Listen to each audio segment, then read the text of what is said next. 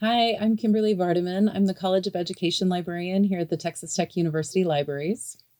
And I'm Sarai Brinker. I'm an assistant professor of practice of music humanities in the School of Music. And I am Katie DeVette. I am the Resource Sharing and Recording Studios librarian here at Texas Tech University Libraries. And we are sitting in the library's Crossroads recording studio this morning. And what are y'all going to be doing today? Today? Oh! Why are we here?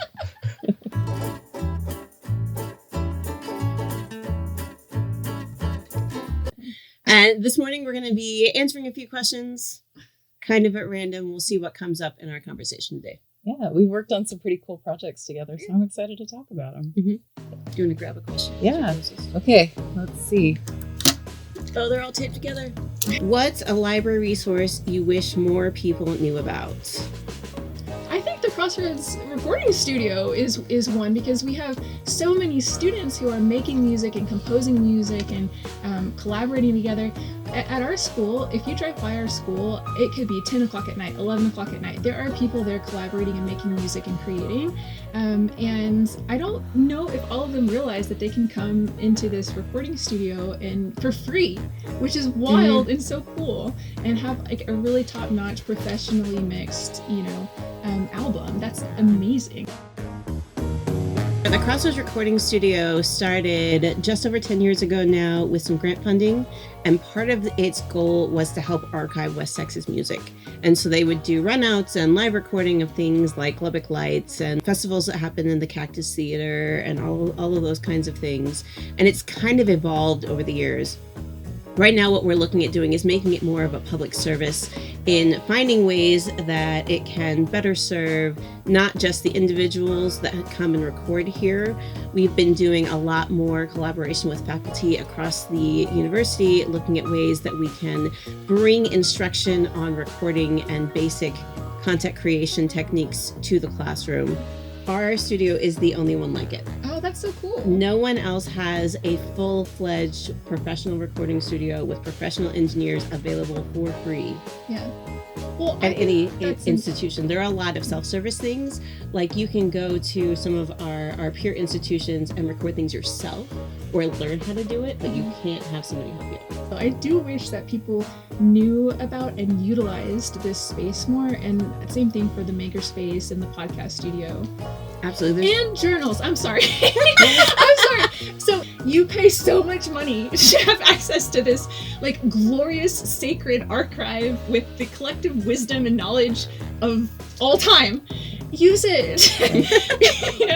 Like go open a journal.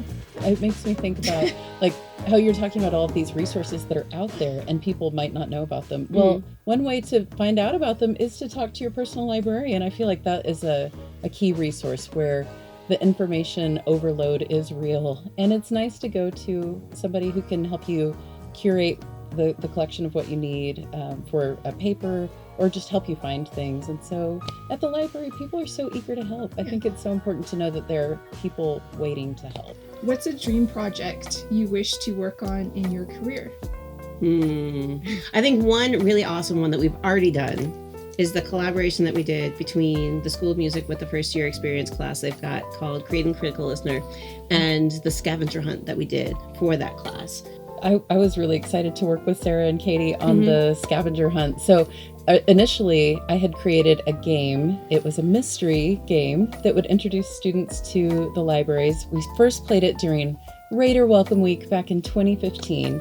And the point of the game was to have students going around and finding clues in the building while they solved puzzles that would both educate them about the library and hopefully just be kind of a fun, silly mystery game. When students have this gaming element to it, it really, and kind of a competitive element and a social element, it really, I think, enhances their learning in a way that's different from like if they had just done the worksheet on their own in the classroom or even at home. And then I start helping out with research and reference in the School of Music and be like, hey, we can do all of this stuff. And Sarah's like, I've always wanted to do a scavenger hunt. It's like, guess what? We can make that happen. Yeah. Well, I like the idea of clues and finding meaning and and connection and introducing like fun and levity.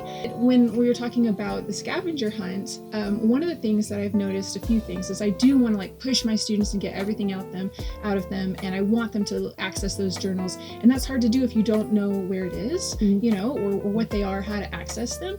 And then the other thing is, it's college students struggle with connection and depression and anxiety and all these things. So there's 120 people in this class, and so I want them to know that they are valued, and I want them to feel connected to each other.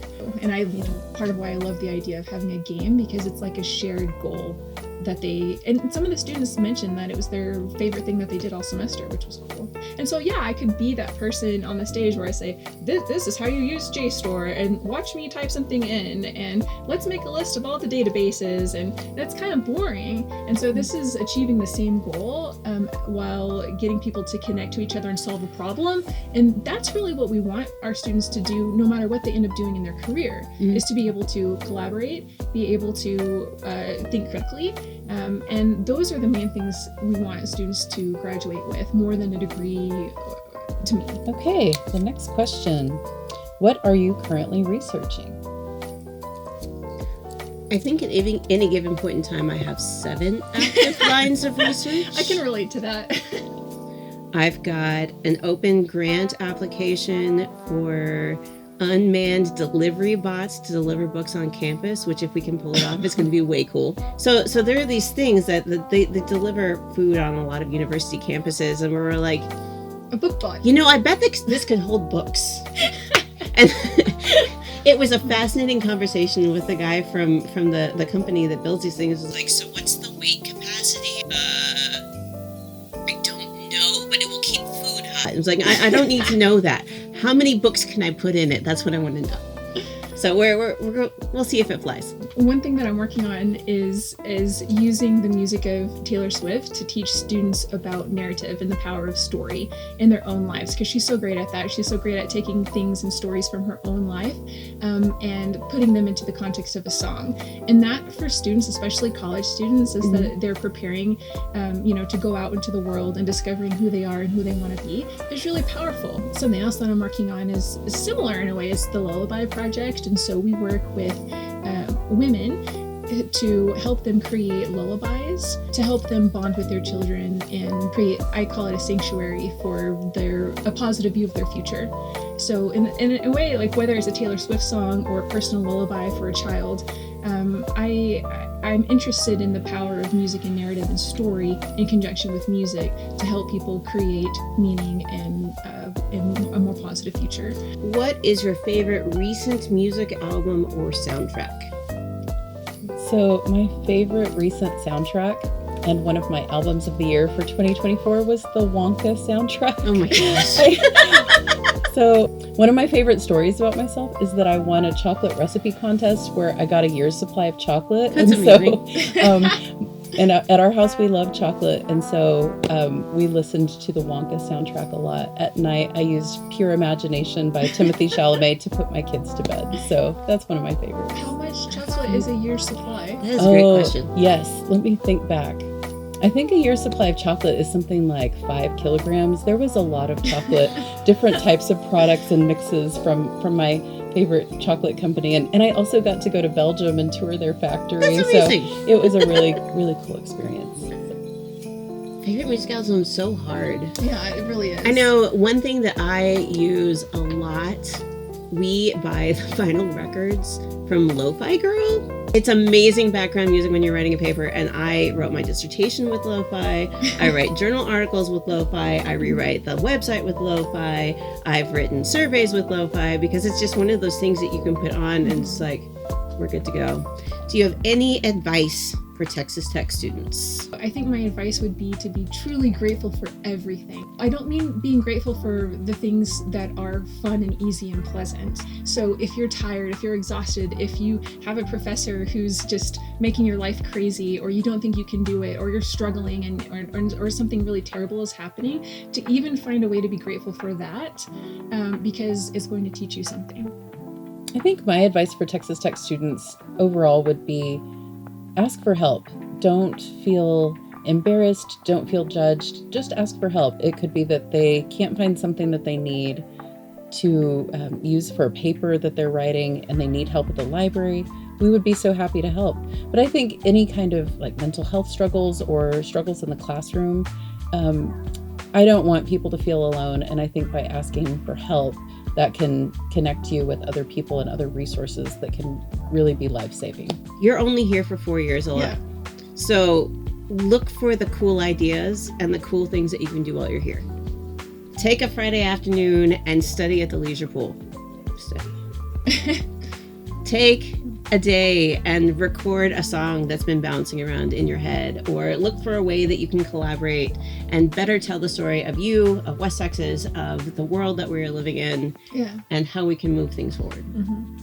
Yeah, because I do think that, I mean, maybe it's because I'm over 40, but when you're young and when you're 20, and maybe this is the cliche piece of advice, but you think you have all this time, you know, and most people are at college for 4 or 5, maybe 6, years, and it's really just such a short amount of time. So you should be a little tired and exhausted, and so I guess just go for it, do the thing, take the risk, have the experiment, have fun, and just really embrace everything, because it really does go by so quickly. Yeah, absolutely. And we have so many things available here that can help you, and so many ways that you can be involved, and so many things you can do. Like, all of the ensembles in the School of Music are open to anybody. You just have to show up and audition if you're good enough to let you do stuff. I think this time of life is a really good one. Well, any time of life is a good time to get to challenge oneself and to get outside the comfort zone and not let that opportunity pass by. Yeah, sorry, I didn't mean to interrupt you. Oh no, you're good. I was just going to say that's the cool thing about libraries, is that you could spend the rest of your life trying to exhaust the resources in the library and never get there. Right. But try as hard as you can. Right. I have office hours where I'm in the research hub here at the University Library. That's a place where students and faculty can come to get assistance with their research needs. And I also teach workshops, and people can find my contact information on the library's website. The library website is a great place to find all kinds of information for the studio, the podcast studio, document delivery, any of the things we've talked about. My office is within document delivery on the main floor of the library. You can always email or call me. I'm happy to help figure out how we can best fit whatever project your information needs. And you can find me in the School of Music. And I would love to hear from anyone who's interested in collaborating or talking more about any of the things that we've talked today. You can find my contact information on the School of Music website. Well, I really enjoyed talking to everyone about the library and our purpose at the university and about the work that we do here. It's been so nice to collaborate with the two of you. I Yes, really it's enjoyed been it. really great. Yeah. I love working with both of you. Yeah.